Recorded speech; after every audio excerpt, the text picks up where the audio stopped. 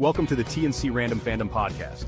We are here to have fun and talk all things pop culture, collecting, and nerd culture in general. Make sure you join the conversation during our live stream with our most excellent hosts, Craig Borden and Tommy Mock. Let the shenanigans begin. Hello and good evening, everybody, and welcome to TNC Random Fandom, the OG TNC here tonight. Tommy, I don't know how I realized this, but we literally have everybody that we have invited into the group here has T or C as their first initial. How did we do that? You my friend Chris that came on for Star Wars the other day, same thing. you know, it's funny you say that, but I noticed that in our introduction, we're TNC Random Fandom, but yet they introduce you first, then me. So it's like C and T.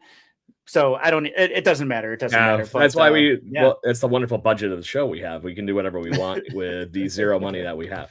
So, all right, guys, somebody listening in. Great having you on the chat. Let's talk some fun tonight. So, Tommy, first things, how the heck are you? Welcome back. I am good, man. I'm glad to be home. Glad to be safe and sound. Family's glad to have me back. It was a little hairy for a little while. Real quick, for those of you who may not know, I was in the Middle East during this conflict. I was actually there before, and then the conflict happened on the 28th, and I was kind of stranded and stuck there for a while. And thank God, and I will say that, thank God for all the people that had helped to try to get me home in a relatively safe manner. So again, glad to be back. It is, it was a little hairy after a while, but I'm here. I'm safe and sound in my glorious new office. Your underground lair. My underground lair. So yes, wait, yeah, thank you. We got to get the weird pinky thing in there. Dr. Evil. So anyways, on that note, there's the fun that we are actually going to talk about tonight, Tommy. We were trying to think of something fun to do while we were trying to juggle some guest schedules and stuff over the next few weeks and whatnot. And where we are tonight is pop culture what if. And to define that, this is the butterfly effect. This is the crazy things that could happen with alternate history within a movie, within a franchise, these kind of things. So make sure you hit us up in the comments with some of those wonderful ones that you think would be fun to, ponder on, chit chat on. Tommy and I are going to play ping pong here, and we're just going to go shot for shot, talk out whatever we think would be, how fun that would be, maybe even dive further into said lore and go from there. But Tommy, what do you think? Or is you got one that you want to kick us off with? Well, I will give you a caveat to that. Sure.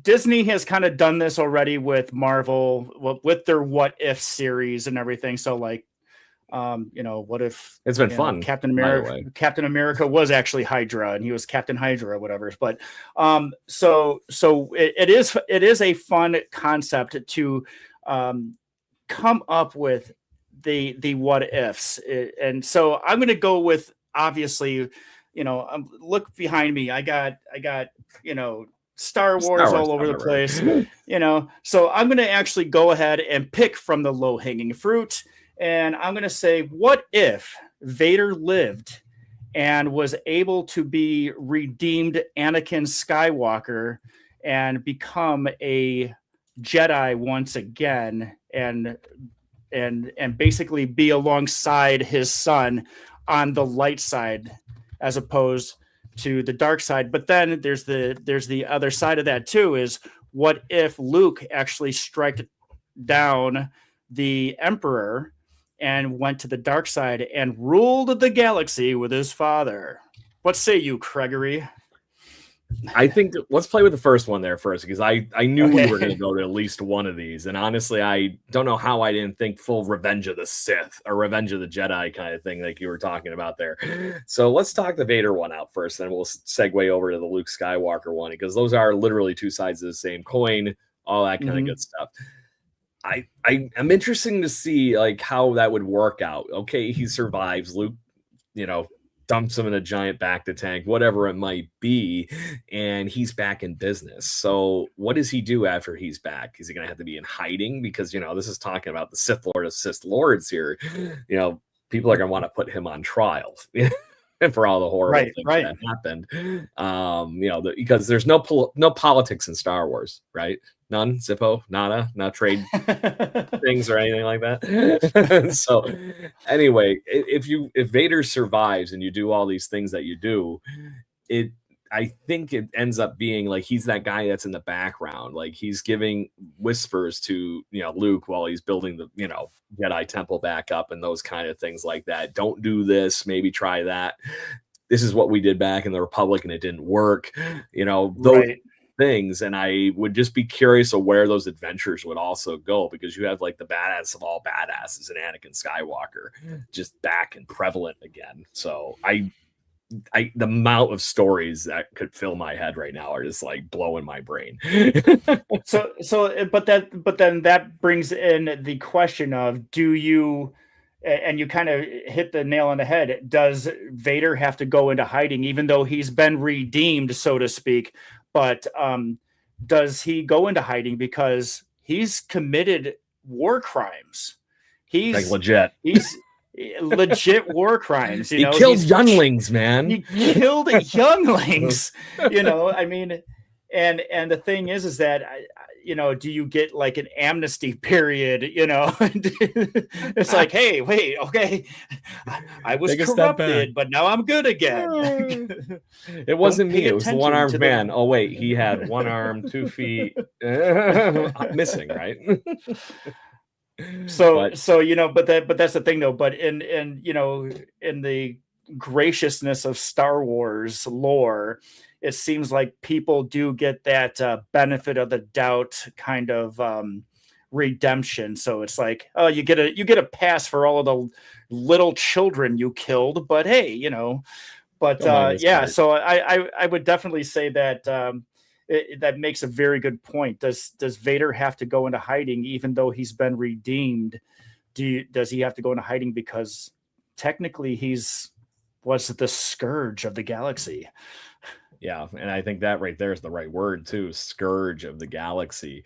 And you talk about what could happen and what did happen, all these things, it's where it's at, but I do, like I said, let's say he does stay in hiding, just to talk a scenario out here. What do those adventures look like? Him and Luke paired up. You're talking about the two most powerful Jedi that could have actually been around. The galaxy, what's the threat that comes up afterwards that you are worried about? I'm just going to say, I don't think the First Order quite cuts that villainy that you would need to be able to, take on Luke Skywalker and Anakin Skywalker together. but that's the thing though, is that it kind of writes itself, because if there were Sith then, there has to be Sith somewhere else. And do they go on the search of any other Jedi or Force sensitives to reopen the Jedi Order together as father and son? Yeah. And do they go in search of the Sith and see, and then you can go like they're trying to eliminate any Sith, or they are trying to find the Sith and convert them to the light.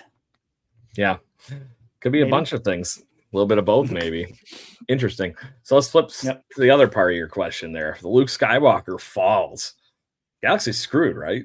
The galaxy, I think the galaxy is I think pretty much the galaxy is screwed. I think then you find that that Leia is then torn between,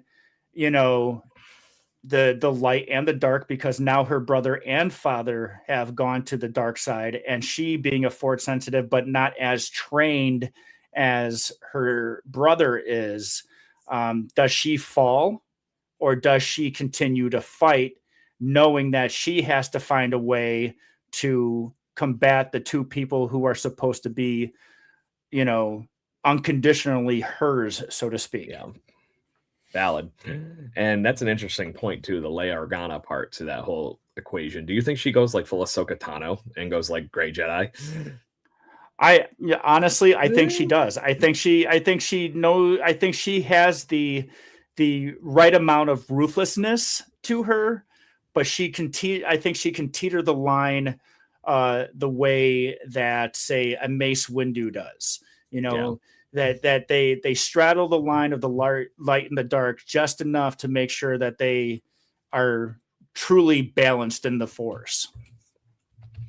Yeah, and that would be intriguing to say the least, because see how one of these alternate things, butterfly effects, this is like full on actual legit like Ashton Kutcher movie shit. Oh yeah. So is there anything else on those pieces you would like to talk out? No, I think we can literally talk hours and hours and hours about just the Star Wars aspect of the what ifs, because there can be, what if Kylo Ren went back to the light side, and became Ben Solo again, and whatever, what if Han Solo never died? Did he become Indiana Jones? It's really truly Carbonite Dreams. So that sounds like a freaking movie right there. Carbonite Dreams. It's like really just a trip from being high in Jabba's palace, but don't worry about it. So what do you got for me? Because I have a feeling I know we're going to go with the next one, but I'm just going to go ahead and let you do it. Yeah, and it's probably because it's the one I used as an example. Is that the valid ranking here? So I was thinking about it. This is how I thought of the idea here, and how to just make the basically, like you mentioned, the Marvel universe gone frickin' any pick a damn movie. And I'm sitting here going, and it's like, okay, well, Marty McFly was the one that came up with the whole idea to actually run off with the sports almanac and go, I can't lose, was the exact wording. Right there it is. Oh, that's the one I was looking at. $20 right? $20 no brain for $20. I didn't like the big one because the scale of the models that they came with are like so freaking wonky. I was like, this doesn't make any sense. I can't put that on the shelf up there with the Daily Bugle and stuff and make it like Multiverse Gone Wild up there in the corner. And in the midst of that whole thing, it was okay, great. He keeps the sports almanac. What does his future look like? Because it got dark there for Biff Tannen, but Marty's not exactly the same kind of person. What does that future actually look like? Does that like go full utopia and go the complete opposite way? Or does it somehow fall into the true thing that is power and money corrupt all? I honestly think that power and money corrupt all. And you kind of see it in the end of Back to the Future 1, when Marty's dad and mom, they're well to do and everything, and Biff is the kind of the lackey guy at that point. He's the McFly family is now well off. I would dare say rich themselves, and so it makes it, George kind of gives you that idea that he went from this meek and, mousy kind of nerdy guy, and now he's rich, and he's like, no, Biff, don't con me. So I honestly think that Marty does let money and that power get to his head and just, kind of goes off the deep end. I think that he does become almost Biff Tannen himself in the second movie, Yeah. Interesting. I wouldn't have thought of it that way. That's really cool because, like you said, that movie already plays with the alternate history because of what happens of the effects of him punching Biff Tannen in the first movie, and you nailed that. But there was that one core value that stuck with Marty's dad, at least, anyways, and it was that you put your mind to it, you can accomplish anything. It was still that kind of like underlining tone. I don't know if Marty has that same underlining tone type thing to be the guiding principle through that next part. Is like, money, right? But that's the thing though, is where do you stop? You can basically make any bet you want at any point in time, and even if he starts in 1985 with that and he moves on to whatever, I think it was like, did it go up to like 2015 or something like that or whatever, and he gets to, do you just continue to make bets? Do you become the luckiest person in the world? Which now, if you continue to make bets and you continue to make all this money, you now have a target on your back. People start looking at you and they're like, oh, Marty McFly seems to have an awful lot of money. let's go see if we can pay him a little visit. And then what's the ticket? What's the trick? Especially in the world we live in these days where everybody's into everybody's stuff, case in point, podcast. everybody's looking for an angle. Everybody's finding, and that's like winning the lottery here in New York State. You can't be anonymous. You have to either somehow, some way get a lawyer and open up an LLC and then claim the money through that LLC. So then people don't know who you are. But the moment you get blasted on the TV screen that you won, millions of dollars, people are knocking on your door almost instantly, So it makes you wonder, at what point does Marty, go way too far and then start getting those random knocks on the door that may not necessarily be too friendly, But I honestly do believe that Marty does get corrupted by that money, and he doesn't end up with Jennifer, or is that who it was? Jennifer, right? Yeah. Was that his girlfriend? Yeah. Yep. And I'm not just talking the two actresses that played her, but that's besides it. Right. But I honestly think that he treats her the same way that Biff treated his mom, in that alternate, universe that was in the movie. It's like, I took you in, but I can have whoever I want, whenever I want. And, because I have all the money, and then you got some, snot-nosed Biff Tannen coming in, taking shots at you while you're in the hot tub. Yeah, like literally shots. Oh, God. So, yeah, no, that's a good one. Some of the ones I thought of in the midst of this too are in that same ballpark. It was just like, great, what do you, like I said, those little tiny pieces. It didn't have to be the big overwhelming arch like we were talking about. The other stupid one that I thought of, and this is just because this is a one and done. Oh, Neo takes the blue pill. Movie's over. And that was it. End scene. Oh God, Mr. That was just too Anderson. easy. I couldn't help it.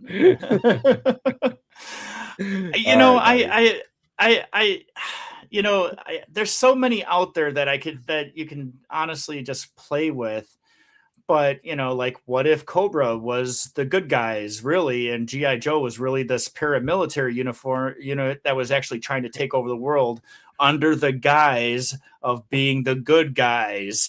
And Cobra was actually trying to right the wrongs, if you will. But I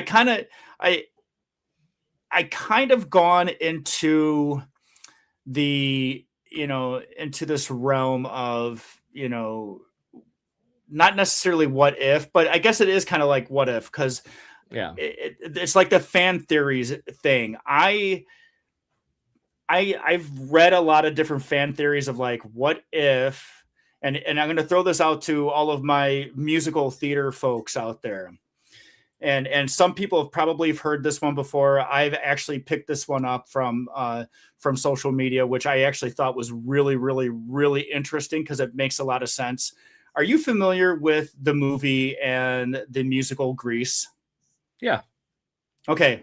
So in the beginning of Grease, Sandy and Danny meet each other on the beach, and they have this summer romance, right? And dancing. Very cool. Right. And dancing and making out on the beach and stuff like that. And then, fast forward, they end up back in school, right? Now, Then you get the whole song, Tell Me More, or Summer Nights, rather. Yep. And they tell the story. And then Danny talks about, or I should say, sings about, saved her life. She nearly drowned. Now, here's where the what if is. What if all of the events that happened in the movie Grease were actually happening only in Sandy's mind because she's in a coma? So, you all of the things that are transpiring, everything that's going on. And then at the end, the very end of the movie, you actually see them in the car and they're floating off into heaven. So, which means she died and they're going to heaven. She finally woke the hell up. or she woke up. So I kind of like the idea of that is really what happened in that movie, is actually all the stuff that you're seeing is actually going on inside the mind of a person who's in a coma. Yeah. Back to the Han Solo theory. Right. Yeah. So no, that's interesting. Like I said, I've heard some silly things like that, but that not on the Grease level. But no, that makes plausible sense. I don't know what else I can really say to that one. It's the like, dream okay, great, sequence. Yeah. Wait, hold on, I got this. And I love you too, Dream Woman. Good thing we're all better people at this point. Yes. Yes. And so just to make the dumb joke on that whole thing, that movie was literally alternate realities. They did the Scooby-Doo ending. They did this. They did that. Wayne's World at the end of it. Yep. It's like, all right, there you go. Perfect. Sold. Done. So one I thought of, and this is one that is, I'll say, a little bit more immersed in the comic books. Yes, they did show this in one of the many of the movies that they redid it over and over again. And that is, what if Gwen Stacy, Spider-Man's first real love interest in the comic books and in the second Amazing Spider-Man movies, what if she actually survives and doesn't snap her neck or whatever in the midst happens as Peter Parker, Spider-Man, tries to save her from falling? That is the same thing that happened and transpired in the comic books. And Spider-Man, especially in recent years, they have been toying with this, and in the movies, the multiverse thing. In a lot of those story frames, Gwen Stacy becomes Spider-Gwen of her own, Spider-Gwen. So, and in the midst of that, ends up being an insanely badass character and very fun to watch. I guess, man, that's really good. It's none of those hard plot lines play with her actually surviving. It's right. Oh, here's Spider-Gwen. Right. And that's the thing though, is I really can't really talk to that because I'm not as versed in the Spider universe, even though I do know enough about it. However, did you see the Amazing Spider-Man 2 was the one that I've seen them all. Right. And then they kind of bring that back to in the latest one. I think it was Not Far From Home, but Homecoming. Yeah. They talk about it. And I honestly, I don't really know what to say to that, because they're in the Marvel, in any of the comic book world where there's both of them now are starting to go into the multiverse. I think they even call it that in both sides, which is actually kind of lame. But why all of them are on the same page, or nobody's that original and can't think of something new. right. But I don't know. I can't really speak to that, because she does become her own superhero, and she is in the animated series, or not an animated series, but the animated multiverse movies, which I would like to see a live action version of that, because I think the Spider-Man movies in general have been done really, really well. Oh, wait. We got one. From Kate the Great. Yep. Our loyal listemer. Here, I got it. Yep, you got it. All right. So what if you're gonna have to read this? Because unfortunately, I'm not the Lord of the Rings person. What if Smeagol got the ring from Frodo in the end of the Return of the Kings and ran off with it again? Well, I think we would have had a much different outcome of the, or at least three more 3-hour movies. You know what, Kate? I wish I had a phone for you to call in, because it would be awesome for you to join in with us to talk about that, because that actually brings up a really good point for the Lord of the Rings movies. Is why didn't they just take the Eagles? and drop the ring in from the Eagles. You know, the Eagles were available, but no, that makes I would like to hear your theory there, Kate. Tell us what you think would happen if Smeagol got the ring from Frodo. I mean, he did take one of us. I'll send her the link. She can join in and give her point. There you go. Yeah, text. Get your computer out. Text the whatchamacallit, the Instagram page, right? Yeah, I can see that. Yeah.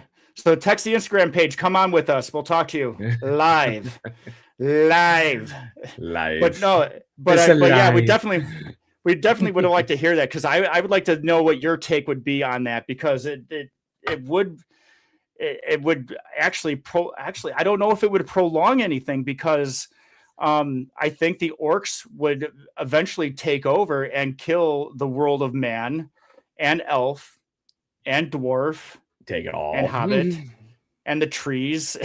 You know, but I think that Smeagol would actually that it would actually basically happen to where I think the world of the orcs would take over Middle Earth, and that's all you would see, and it would be absolute be horrible. But no, that's a really good one, Kate. Come and visit us. Sorry, you and I clicked off at the same time. Yeah. Great minds think alike, Tommy. That's why we do this. So Oh yeah. But to that point, anybody that is listening that is interested, we are obviously open to all comers, all nerddom, all things pop culture that you want to chit chat with us right here on TC Random Fandom. That's kind of the point. That's why we started this show, Tommy. We want to hear more fun stories and interact with new people, and maybe find something fun and cool that we actually might be interested in that we didn't know about before. So good stuff. Like you said, we still got to do our LARPing episode, and we still got to go play Magic with our buddy Will. Yep. And we got to go back to the Yankee Clipper and actually do our remote show from the Yankee Clipper, which I'm actually fell through.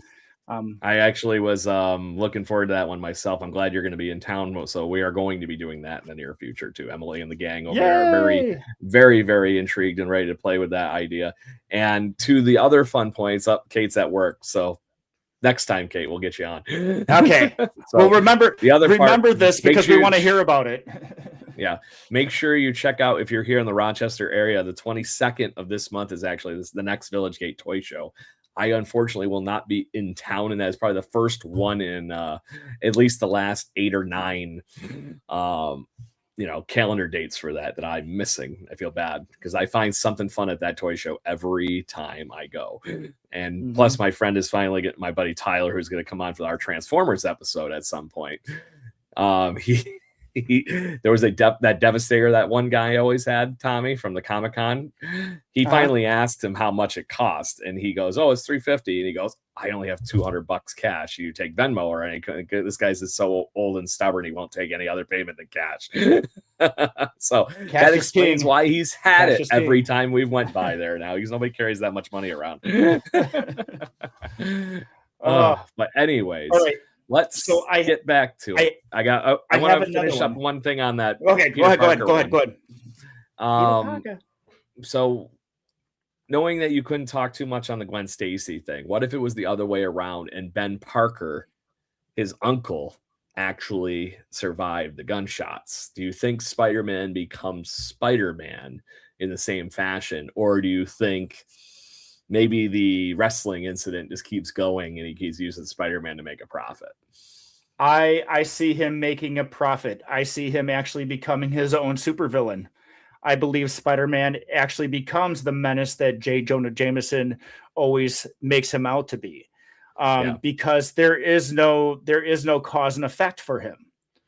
He doesn't become Spider-Man because avenging the wrongful death of his uncle. I think he becomes the bad guy. And then you have to look at the flip side. Now you got all of these other potential, what would have been, the rogues gallery of bad guys that Spider-Man used to fight. But what happens if, Vulture is actually a good guy who's trying to take down Spider-Man because Spider-Man's evil, Now you're getting into the tabloid part with Jay Jonah, like we were talking about, like you mentioned. Yep. So I think there's the funny thing here, and I just got to make this joke because it's just too funny, because that's how all of the Spider-Man movies started. He beats the snot out of the Macho Man and just keeps going, man. Oh yeah, you ain't going nowhere. You're mine for 3 minutes. Oh man.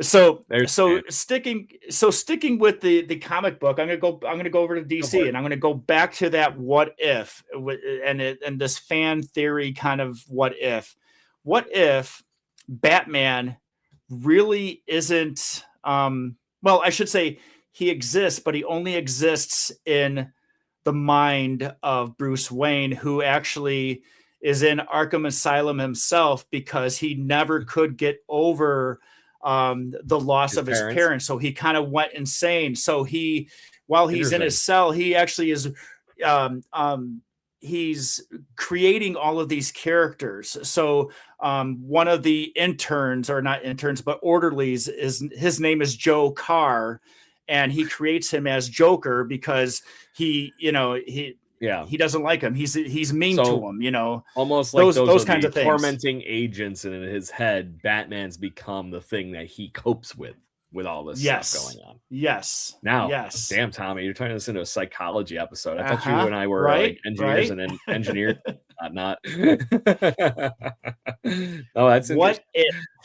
What if? And oh man, because that would make sense with some of the level of like what you do see in some of the Batman cartoons and comic books and this thing and that thing. Like the character, like I see of like Clayface, that was just like all molded and weird and honest. It's like it was seated in reality enough with the accident that they created for the Batman comics and everything. But the way it still seemed like that was a reach for him to just become like the Sandman and Spider-Man and stuff like that, which still is a little bit of a reach too, but fun times, right?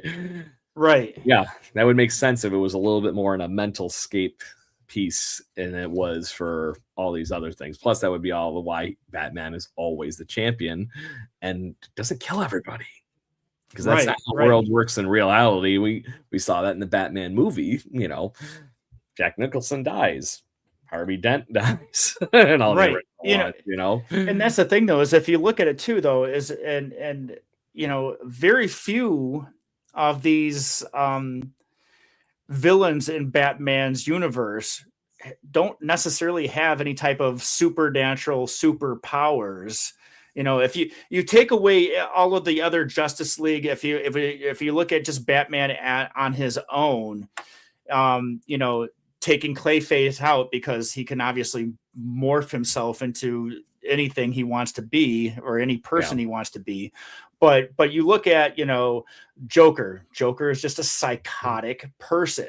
He's, a sociopath. He just wants to see the world burn, and he doesn't care how he does it. And there's different iterations of the Joker that are just, for lack of a better term, insane, and then you got, the Penguin, I mean, the whole concept of all of this happening to a Bruce Wayne who's locked up in an insane asylum and all of these characters are in his head because, again, like you said, it's a coping mechanism. He is the Batman. He is this rich,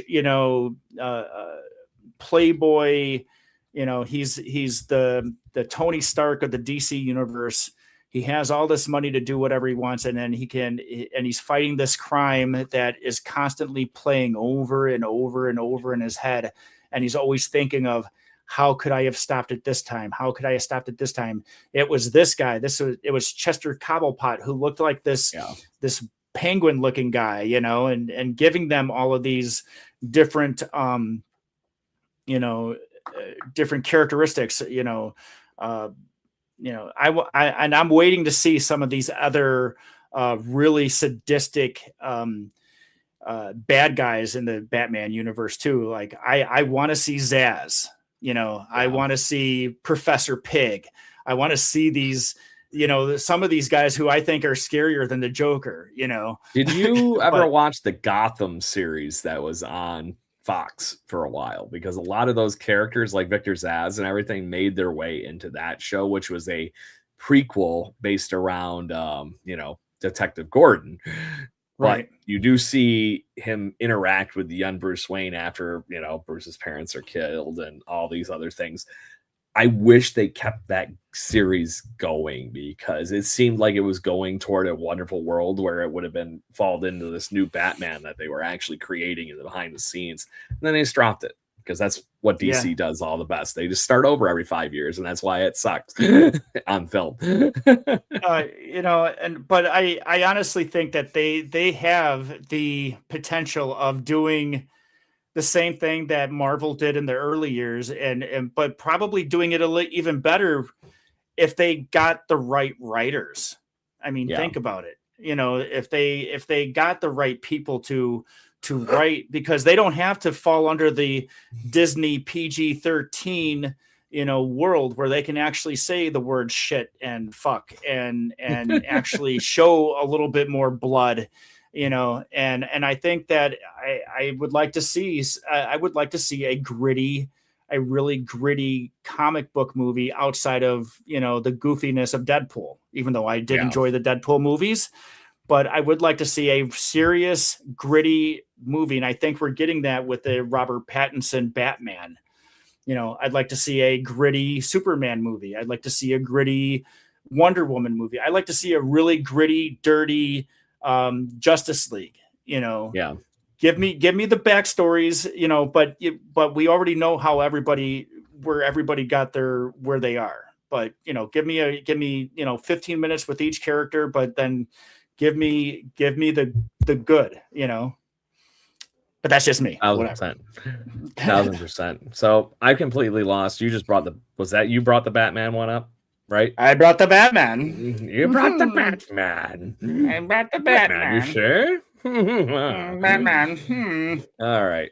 So I have one that I'm going to reach outside of pop culture, and it's still pop culture, but I'm going to reach outside of movies and comic books for a minute. And this is one that rings true from my childhood, because it happened pretty much everybody in my age of the 40s and up to your age group and everything.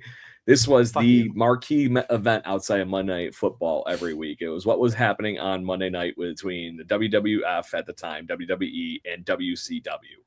And what ends up happening is Hulk Hogan comes out and starts the New World Order and betrays everybody in WCW.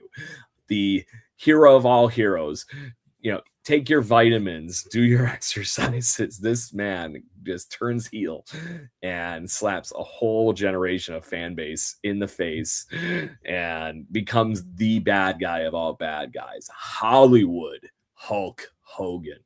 And the lore around that pivot is apparently, to the day that actually occurred, Hogan was on the fence.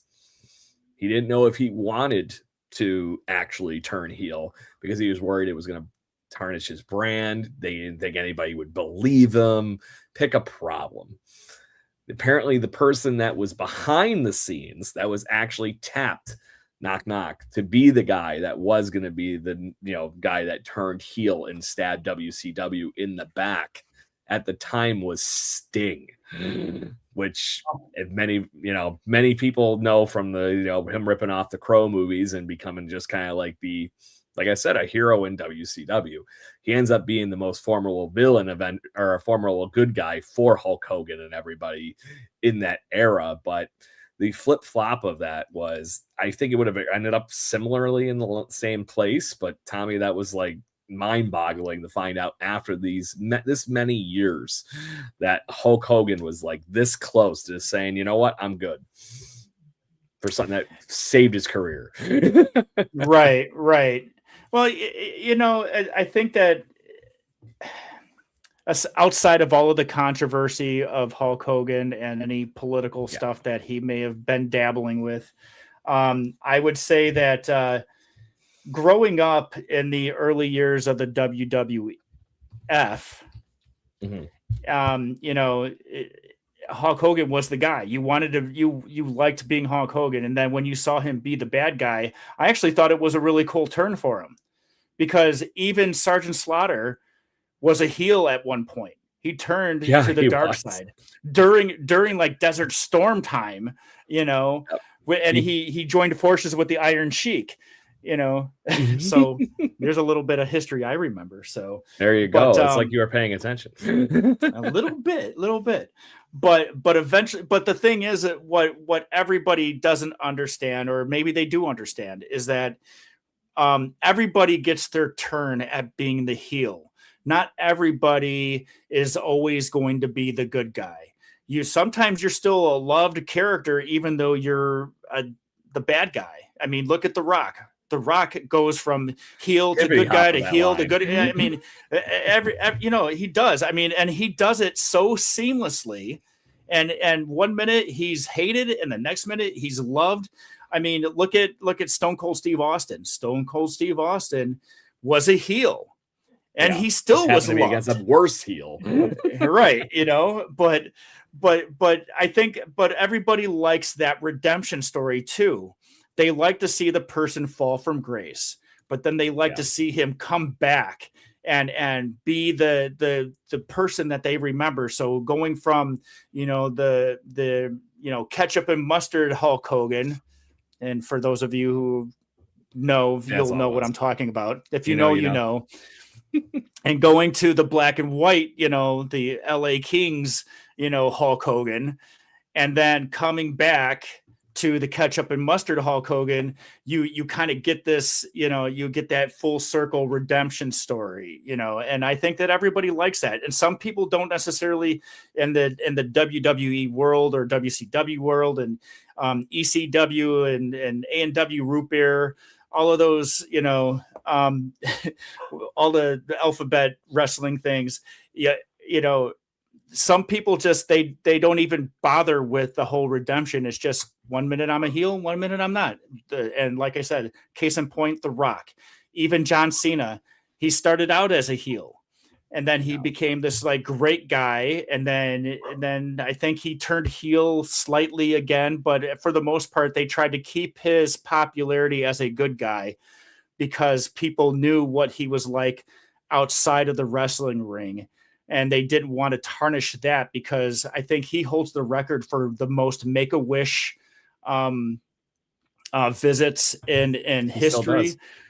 And right. And even though he's no longer wrestling, at the same time, he created a brand that I don't think that even the powers that be were like, you know what, we can't do that to him now because of what he's doing for the brand outside of, pay-per-views and Monday Night and Raw and freaking, SmackDown. I think SmackDown is on Saturday nights now or whatever. I'm not sure. Because I know when it first came out, it was like Thursday nights. So whatever. Yep. But yeah. Yep. Your turn, bud. Oh God, you're gonna make me go back to this.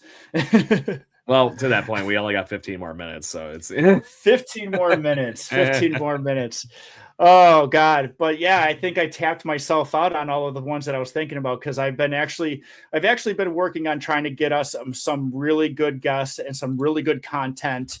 And I apologize that I haven't been kind of, more involved as obviously last episode I wasn't on because I was stuck in Abu Dhabi.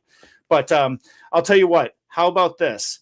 How about we take the last 15 minutes, unless you have something else to share. I do have one if you want. Go for it. All right. Go for it. Because I want to show some people some stuff. Okay. Let me get back to my notes here because I did have a stupid one. It's like, well, one of my friends when I was talking at work about this whole idea, and he goes, well, what if every Indiana Jones movie actually was like he actually meant something to the plot and not just showed up? That was a joke. I'm because surprised the outcome you would haven't have thrown been a Harry Potter one in. Ooh. Yeah, there you go. I'm at least going to plant the seed for you to play with there. I'm just going back and forth here in my notes here. And I'm like, it keeps coming back to this same damn one. I lost it. I had a really good one. What, Harry Potter? No, not a Harry Potter one. I got nothing on Harry Potter. Didn't get You got homework to do. You got 2 weeks to do Harry Potter homework. Yeah. Oh, that's I had the one of all ones here as far as a what if, and it's let's go back to Avengers. We're gonna talk the one before Endgame, right? So they're on the planet fighting Thanos. Peter Quill decides to literally stop them pretty much while they're containing Thanos because he started talking about Gamora, right? So what if he doesn't just start pummeling Thanos and actually helps the rest of the Avengers pin him down there and get the Power Stones? I agree that it's like, okay, third thing, the next movie doesn't happen, but it's one of those things that just puts another way in the way of Thanos getting the Power Stones and everything. But to that point, that was a huge plot decision that obviously threw a wrench in everything and made it the only one thing that we're still, I think, dealing with that one thing heading into Doomsday. But here we are. And I think that whole thing fell apart for an emotional outburst from Mr. Chris Pratt, kind of like he was doing Parks and Recreation a little bit. No, you know what? That's actually really good because there's a lot of things that could happen in all of Endgame. Well, not Endgame, but in was it the Infinity Wars, right? Yes, that's it. I was like, why am I thinking about this wrong? Because Endgame was the last one. Correct. So, but what if they did beat Thanos, and who, things did, people don't die necessarily, but then who becomes I don't think the he would have been stopped bad there. Right. I don't think he would have been stopped there. I think it would have been one of those things that he would have like used the other stones and evaporated and went somewhere else temporarily and came back at it. But you would have kept him from getting the time stone from, Doctor Strange. Right. Just a little bit longer. Maybe increase those other parallel universes just a little bit longer so that, you're not falling down to Tony Stark eventually apparently being Doctor Doom is what we're being teased on right now. Go ahead. I got one for you then. Here's a what if that could actually completely throw a wrench into all of that. There it is. What if Gamora gets the jump on Thanos and actually knocks him into the pit and gets the Soul Stone for herself? There you go. That could happen. She is kind of badass. Just saying. There's your plot point. Because that is her father, adopted father, and everything, and there has to be some sort of. But then again, no, because you have to sacrifice something you love in order to get the Soul Stone. Is that correct? Correct. So basically, she wouldn't get the Soul Stone, but then again, Thanos would be dead. Valid. Maybe. But then who was there waiting? That the Red Skull. All of these things. There's your other big baddie, my friend, right there.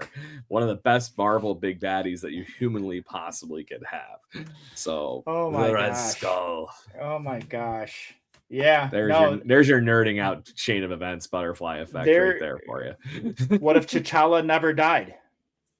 And that to that point, we'd still have Chadwick Boseman if that's right. That's the only reason they killed off the characters of respect for the late great Chadwick Boseman. So, anyways, right. But or if Killmonger still retained the Black Panther. Yeah. The Black Panther now becomes this, big baddie himself. He's no longer the champion of Wakanda. He is the bad guy of a nation now. He's the leader of a nation of highly advanced technology.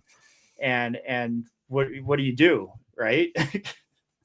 I don't know what you do. That was actually where that's the fun with all this stuff, and that's why I thought this would be one of those things. Like, we talked about the pop culture multiverse thing that we did. It's like, hey, you could bring that up every couple months, and it wouldn't probably people would still have a blast with it. This is another one of those ones that could be a reoccurring trend on this show, and we could even play a game with people at the end of our episodes and go, hey, give us some alternate history thing, or give us some multiverse mashup like we did before, and talk it out and see what happens. Go for it. I want to revisit my top 5 idea, but let's scale it down to top 3. So when we have guests on, I want to do like the top threes, you Yeah. know, what's your top three of whatever the subject is and everything, you know? Yeah, the only other stupid alternate history one that I thought of was, what if Newman's character in Jurassic Park actually was able to stay alive long enough to help them? And not get blue inked.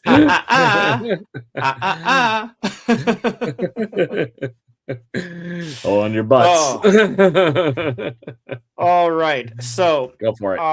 I guess maybe we could use the last 7 or so minutes to talk about some stuff real quick. So first and foremost, I don't know, and I learned this, and this is honestly to God truth, this actually happens.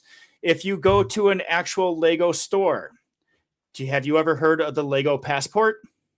I have, and not many people have, and I never done it. So did you get one? Bam! I got a Lego Passport, my friend, right there. And the very first stamp I have is, let's see, right here, Abu Dhabi. I don't know. Can you see it? Kind of. In there? Yep, I can see it now. Focused. Okay. Focus. So yeah, Abu Dhabi. So now I got to go to the Rochester store. Yeah, in case you all thought that he was bluffing about being over in all the horrible the last few weeks, there's your proof. He went to the Lego store. Yep. I went to a Lego store in Abu Dhabi. So one thing that kept me sane was actually having some Lego sets to build, and I built a few Harry Potter sets, a few Star Wars sets. I actually got the Mandalorian Starfighter, or the Naboo Starfighter that he got. I got the other one I haven't opened yet. It's still up there on the shelf. I'm debating if I want to open it. I'm going to be working on this one right now, the Jango Fett Slave one. The Slave one. Yep. Yeah. Did they actually call it Slave One on that? Because that was something else Disney's been censoring on some of the recent Lego sets. Jango Fett's Starship. Boo. Yeah. Boo. Hiss. Boo. Hiss. Boo. So for those of you, again, if you are a Lego collector, I highly suggest going to your local Lego store if you have one and picking up your Lego Passport. They have them.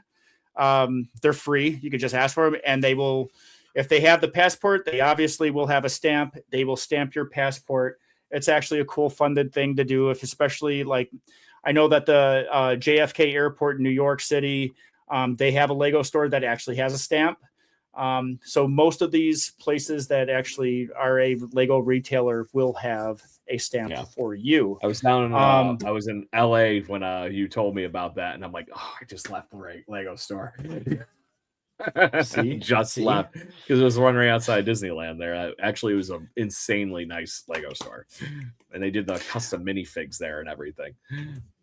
And I will tell you, I'm not paid to say this. I'm not sponsored by Lego, but if Lego wants to sponsor me and the show, by all means, Lego, DM us. We're good to go. Yeah. Give us a DM.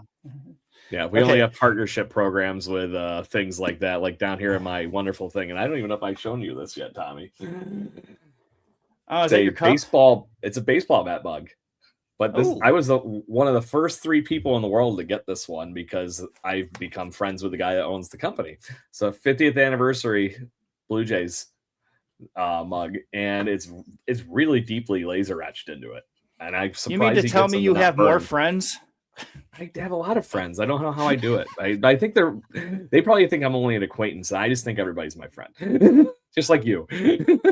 But the link below. But under my name here, if you go to the website, you can get 25% off anything you put in your cart.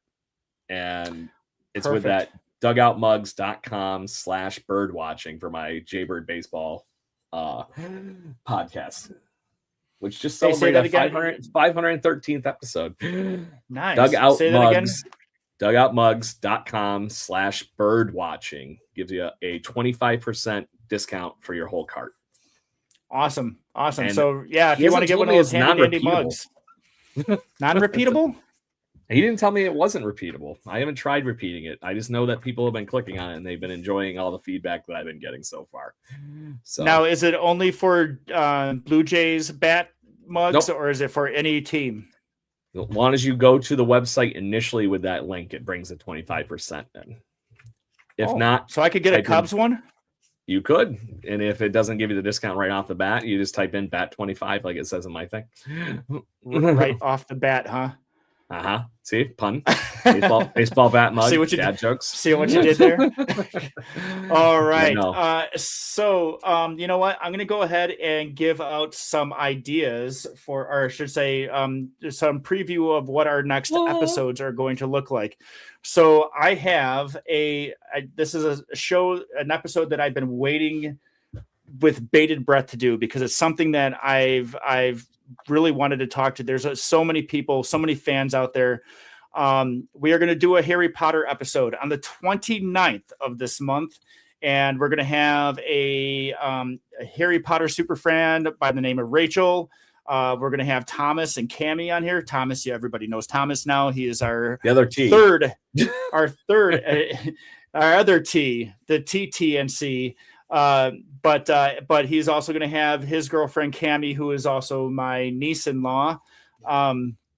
And we're going to talk all things Harry Potter, plus a kind of an introduction to something that I am not necessarily familiar with. I don't think a lot of us are familiar with. It's called romantasy, and it's basically romantic fiction based in the Harry Potter world. But I think that romantasy is just a kind of a blanket term, because it can be used in basically any other genre. So like there could be romantasy in the Star Wars universe. There could be romantasy in the Marvel universe. But we are going to talk romantasy with Rachel within the Harry Potter universe. And I find that very intriguing. And one thing that I'm very excited to talk to her about is she actually finally got her opportunity to go to the Harry Potter parks at Universal Orlando and Epic Universe. So want to talk to her about her experience there, and see how, what it was like to be kind of in that immersive world in her fandom, because I know how it was for me.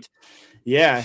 And I know how it was for me to be in that immersive world when I was in Galaxy's Edge. It's which I just finally did myself. It was awesome. So that one's coming up. I also have a few other that we're going to lock in the dates on. I have one. I have a guest that his name is Gerard Cronkite, and he is a sponsored e-racer out of Abu Dhabi that I actually got to work with him. And he has said he would like to come on our show and talk to us all about e-racing and how the simulation is dead on perfect, that a lot of these actual race car drivers, whether they're F1 or rally car or whatever, they actually use these simulators to practice and how in-depth this stuff is. And I sat there and I listened to him talk about e-racing and all that goes into it. And I was just floored. I mean, it's so intriguing. It's so fascinating at how intricate this stuff is. And then is that how the new Gran Turismo movie started, was with an e-racer? Because it was like a guy that was quote unquote video gaming.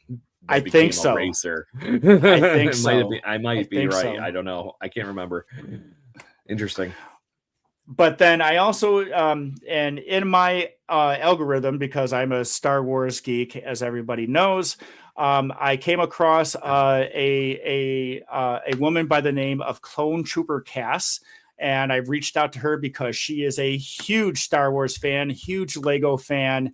And I asked her if she would like to come on our show and talk about her fandom. And she said that she would love to be on our show. And so I got 3 guests coming up, and I can't wait. So here is my homework for our listening group. I want you, for our Harry Potter episode, I want you to go on to harrypotter.com. And again, I'm not sponsored by them. I'm doing this for the show. I want you to go on Harry Potter. I want you to go on harrypotter.com. And if Craig doesn't do this, I'm going to be pissed, but go on harrypotter.com. And I want you to get sorted into your house. I want you to find out what your Patronus is, and I want you to get your wand. And I want to hear and see what everybody's house that they got sorted in. I want to know what their Patronus is, and tell me about the wand that was picked for you by Ollivander. Okay, so that is everybody's homework. HarryPotter.com. Get sorted into your house. Find out what your Patronus is, and tell us about your wand. There it is. That's what I got. Game on. All right. Do you have anything, Craig, as far as shameless self-promotion?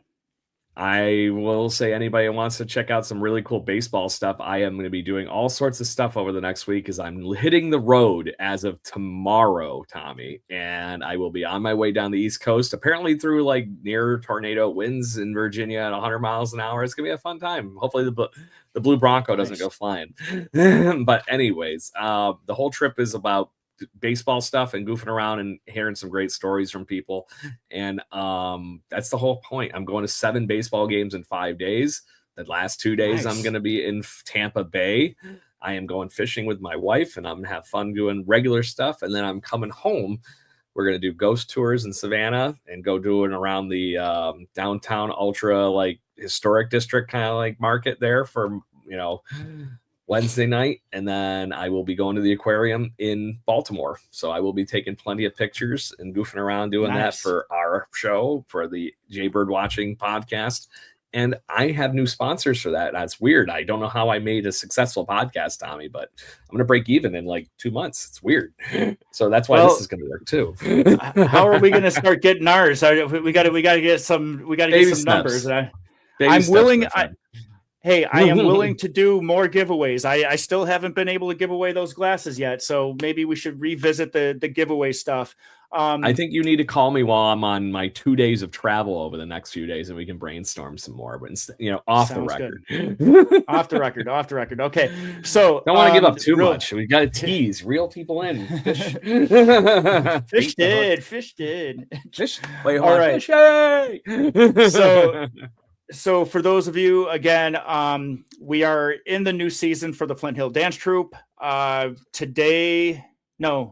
Yesterday, we had representation at the Rochester St. Patrick's Day Parade, which was great to have people out there. But now we have the Maple Fest festival going on at the Genesee Country Village and Museum, and we will be performing. We will have performances going on.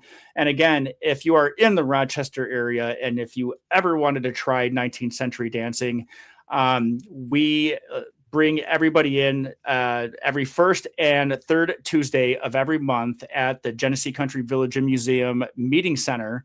And I am the current dance master, so I will be walking you through. You don't have to have any type of dance experience. If you have any interest, go ahead and DM us or DM me, or just go to Flint Hill Dance on Instagram and DM there, and we will give you all of the information as it comes through. And again, with that being said, I am truly, truly grateful to be back. I am glad to have you, I am safe. I am sound. And again, thank you for everyone who has checked in on me to make sure that I was all right.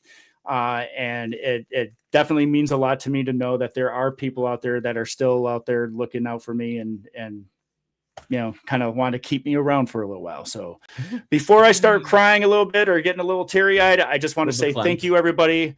And I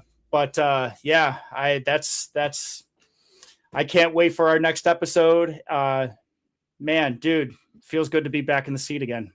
Damn right, buddy. So on that note, thank you very much, everybody, for tuning in. Hit us up with those wonderful pop culture alt history things that we've been talking about all evening in the comments, wherever you happen to be listening. Hit us up on our social media at TC Random Fandom with those and keep the conversation going. And of course, please be nice enough to hit those subscribe buttons. We've had plenty of you do that, and we were very, very, very greatly appreciated. We're trying to get this thing off the ground and keep going. And the one thing is, we're over the hurdle of making sure we have the initial 10 and didn't stop doing it. So season 2 of TNC Random Fandom right in process right now. Thank you very much again, and we hope you all have a great evening. And as always, live long and prosper. I don't know. Got to think of something. Anyway. May the force be with you. Good night, everybody. Or the Schwartz.